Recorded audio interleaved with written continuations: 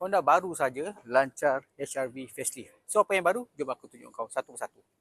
Ini adalah grey yang baru, lebih menarik, lebih cantik. Lampu utama dia makin canggih sebab dia ada ciri adaptive driving beam dan active cornering lights. Jadi korang boleh pandu dengan yakin sama ada siang ataupun malam.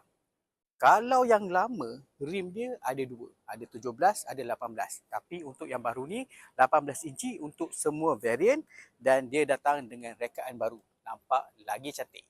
Bahagian belakang, ini saja perubahan yang dapat iaitu lampu bar yang lebih cantik. Bar LED ni daripada sini sampailah ke hujung sana. HGV datangkan dalam 4 variant iaitu S, E, V dan ini adalah model paling tinggi iaitu RS.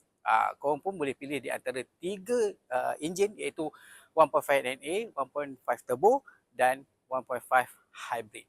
Harga pula bermula RM116,000 sahaja. So, kau rasa kau nak ambil variant mana?